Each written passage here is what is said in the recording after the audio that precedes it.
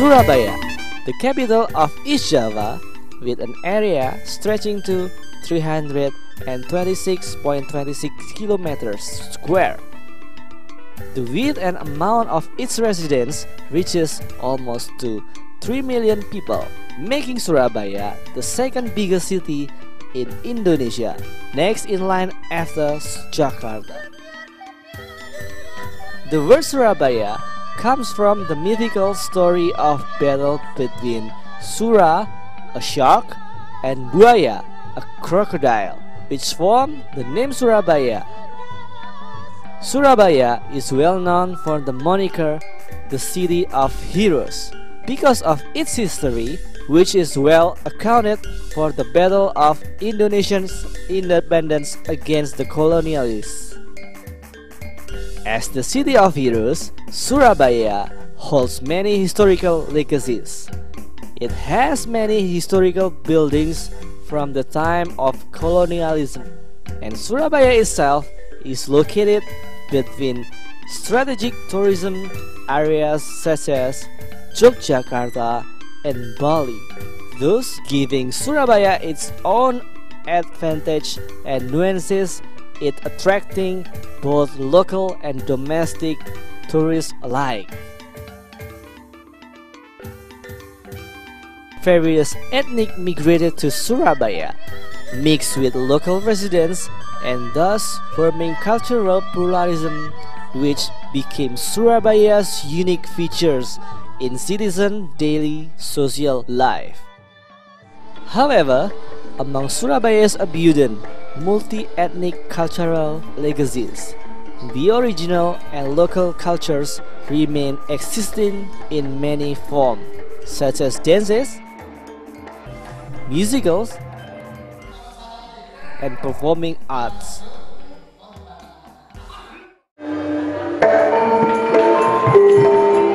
It is well-known fact that Ludruk is the East Javanese natives' folk art.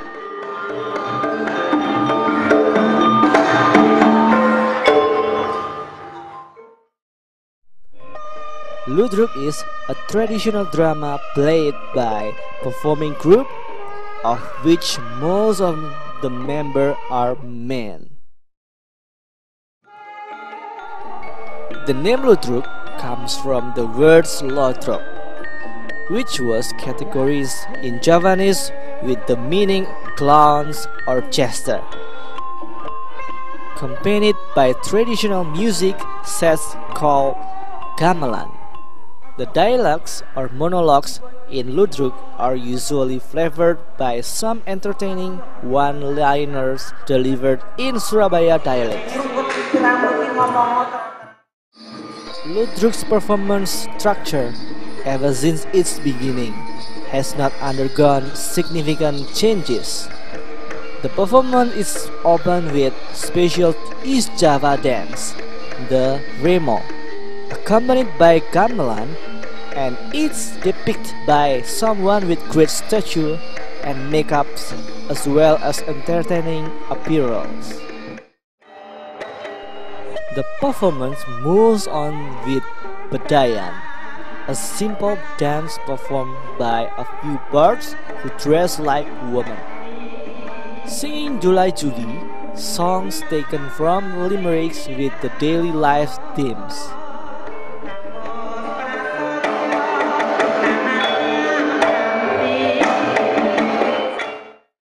The third show, Dagelan, is a comedy show which presents one kidungan, or a short song, continued by few comedians conversing with entertaining wisecracks.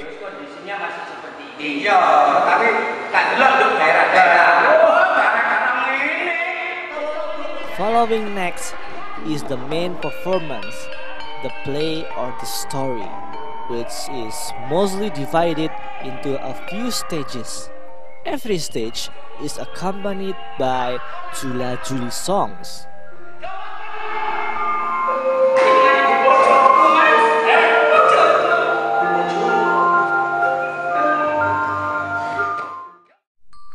In the independence era, Ludruk played an integral role. It was popular back then in the local time and functioned as the means of delivering messages of independence. After independence was achieved, Ludruk is still used to deliver messages containing the developments of Indonesia. Apart from its historical function and culture, Ludruk is indeed an important icon for the residents of East Java. However, along with the era's changes, Ludruk faces extinction. This is signified by the decreasing interest of local residents to Ludruk performance, the diminishing number of performers, and not even the cheap tickets fares can rise the number of audiences. Jadi perkembangan Ludruk sejak tahun 75 kurang lebih, ketika televisi mulai membudaya, mulai banyak dimiliki masyarakat, ya. Kemudian sajian televisi pada waktu itu masih TVRI itu juga sangat kental dengan seni budaya tradisi.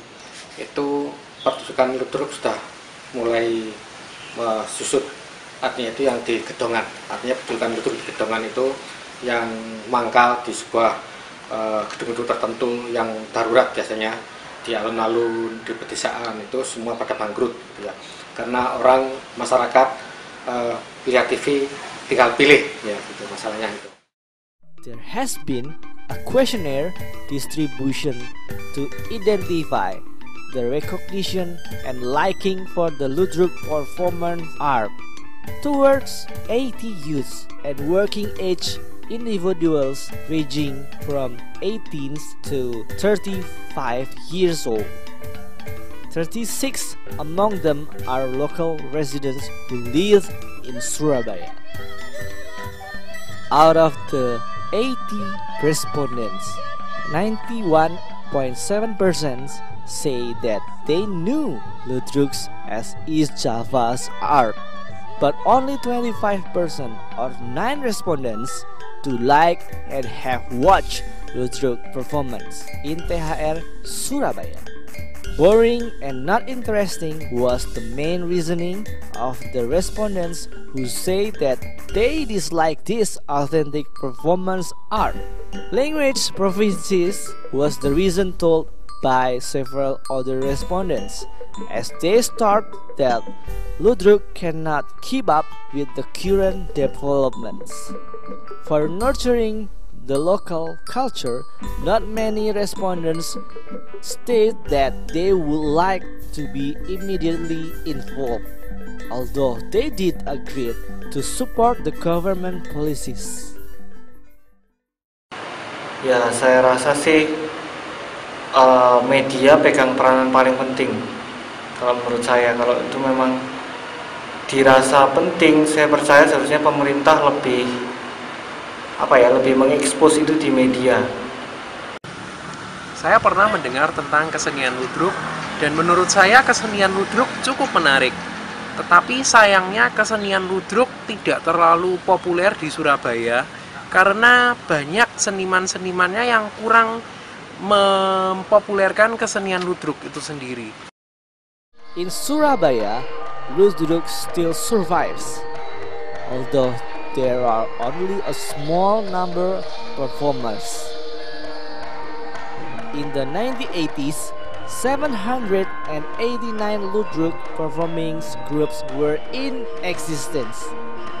As the time goes, this number depletes rapidly.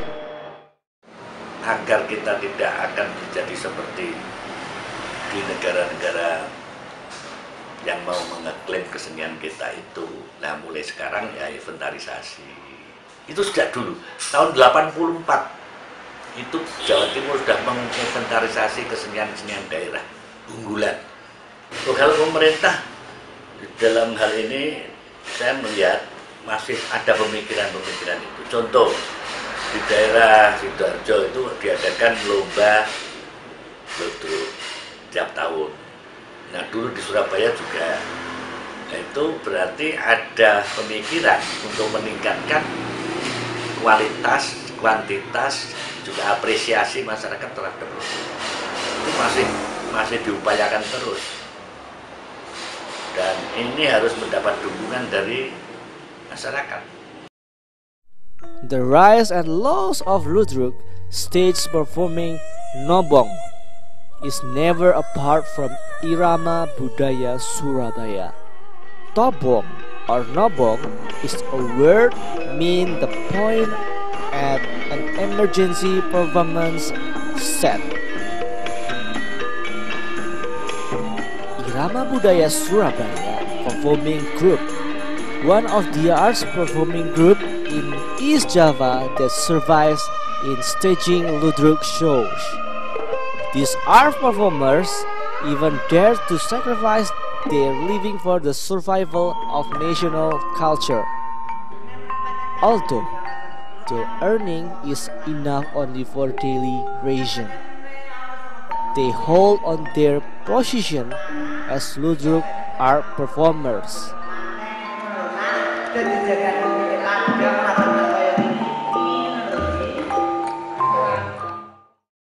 Untuk tahun berdirinya Irama Budaya itu tahun 1987, tepatnya tanggal 10 November di Pasar Keling. Dan dulu bukan Irama Budaya, Ikabra itu nama pertama berdirinya itu. Terus 2 tahun kemudian baru diganti Irama Budaya. Pendirinya ada 2 orang, Cak Sutri sama ayah angkat saya sendiri pendirinya. Jadi beliau dulunya memang belum punya ludruk, beliau ikut-ikutan ludruk itu, memang tanda ludruk. Jadi ikut ludruk Sariwarni, di ludruk Jawa Timur dulu kan banyak gitu. Jadi beliau dulunya itu ikut ludruk. Terus tahun 87 itu beliau memberanikan diri untuk mendirikan sendiri. Tapi beliau mendirikan di Surabaya, nggak pernah ke luar kota. After Nobong from one place to other places in many locations for 25 years, finally in March 4, 2010, Ludruk Irama Budaya has finally settled in Taman Hiburan Rakyat, commonly abbreviated as THR Surabaya. Ludruk Irama Budaya udah 25 tahun ini, memang kita nggak di satu tempat, jadi kita pindah-pindah di Pasar Keling, di Wonokromo, terus di di Jarak juga kita pernah main, di RSO Pasar Keling juga kita pernah. Intinya kita pentas di dalam Surabaya, nggak pernah kita ke Surabaya. Memang dulu masih ramai. Once, the now deceased Sunario, a ludruk artist from Plaza Block 3, Surabaya, more common with the name Sakia, was the leader of Ludruk Irama Budaya, who strived for the existence of ludruk in Surabaya for his whole life. In this building, Ludruk Irama Budaya masterpieces are produced and played, as well being a settlement for most of its artists, as if not being bothered by bustling activities of Surabaya. The members of Ludruk Irama Budaya keeps practicing and finding more creative ways to perform every week. Even most of them came from many regions in the Java Isle. In fact, some of them came from outside of Java. Mulanya aku di Jawa Tengah, ikut ludruk Jawa Tengah, gitu loh. Jadi karena di Jawa Tengah sekarang sudah usang, sudah basi, nggak ada, terus saya lari ke Surabaya mengikuti ludruk yang ada di Surabaya ini. Nah di Surabaya itu tinggal satu-satunya Irama Budaya ini doang, yang Nobong, tapi nah yang lain-lain banyak, tapi nggak kayak begini. While previously they can stage up to 2 or 3 performances in a week, after Sunario passed away, currently Ludruk Irama Budaya performs only once a week every Saturday night because of its difference with normal days. In Saturday night, the audiences can reach up to 100 people. Dulu kita pentas setiap hari, tapi sekarang kita seminggu sekali. Jadi tahun 80 ke bawah, pas 90 itu masih banyak sekali peminatnya Ludruk. Tapi untuk 90 ke atas sampai sekarang ini berkurang. Dulu waktu beliau ada kan kita pentas minggu 2 kali. Kamis kita pentas sama Sabtu, malam Minggu kita pentas. Tapi untuk saya mungkin nggak sanggup kalau bisa Kamis. Untuk hari Kamis kita biaya produksi itu 300. Dan itu biaya produksi kita sendiri, kita noroknya sendiri gitu. Kalau misalnya malam Minggu kan penonton kita lumayan, jadi bisa menutupi lah. Terus terang aja, dalam tiap kali pentas saya 200.000, 150.000 pasti keluar uang saya sendiri, dari kocek saya sendiri. Kalau misalnya nggak ada bapak angkat, kalau terus-terusan begini nggak sanggup saya gitu. Kalau misalnya ada bapak angkat apa sponsor kan kita bisa. Kalau untuk pemerintah mungkin kita udah berterima kasih ya, kita dikasih gedung ini ya tanpa bayar. Dulu malah kita pentas di Wonokromo itu kan sewa tempat, sewa gedung. Dalam setahun aja kita 8 juta belum termasuk lampu. Kalau di sini kita kan cuma biaya untuk kebersihan mungkin ya nggak banyak. Mungkin kita ya butuh bapak angkat aja gitu, bapak sponsor gitu aja. With only 5,000 rupiahs for the ticket fare, Ludruk audiences can view Ludruk Irama Budaya performance from the worn-out audience seats. Not only a simple theater with limited audience capacity, the equipments in use are also plain and simple. In every performance, this building make use of a set of gamelan and a few mix.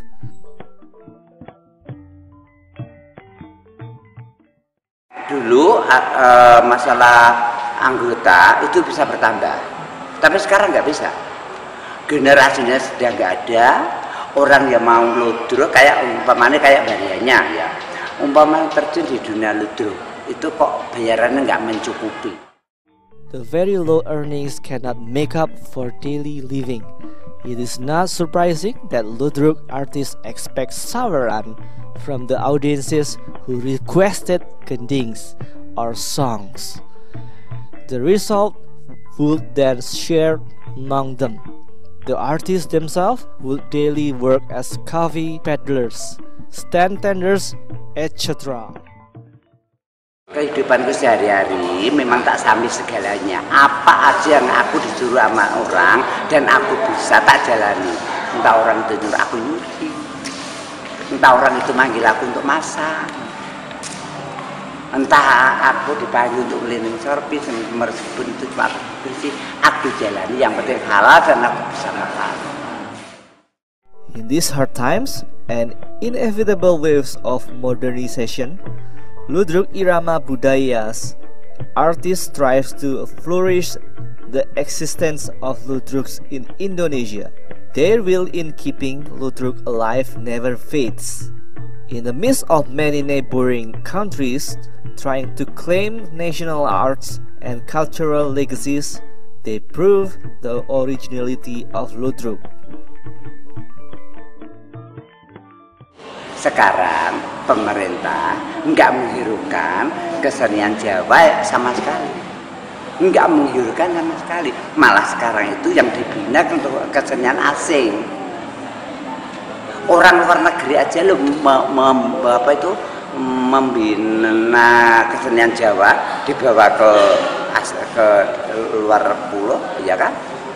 Ke orang asing itu membawa kesenian Indonesia dibawa ke sana, kesenian reok, ketoprak, wayang-wong apa dibawakan. Tapi nih di Indonesia sini loh, kok begitu, kok nggak menghiraukan sama sekali. angan-angan saya yang ke depan, saya ingin ada dari pihak sponsor yang ingin merangkul kesenian Jawa Timur, dan kedepannya juga saya ingin pemerintah ini memberi wadah kesenian. Satu contoh, di utara ada gedung, di selatan ada gedung, gitu.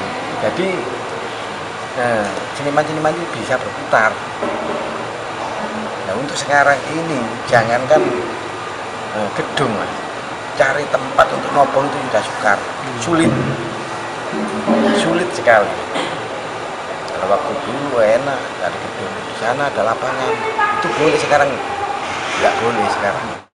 The traditional art performance is East Java's cultural legacy, which we must nurture and flourish. The responsibilities to cooperate and flourishing the nation's cultures do not rest on Ludruk performance only, but also the government and local residents.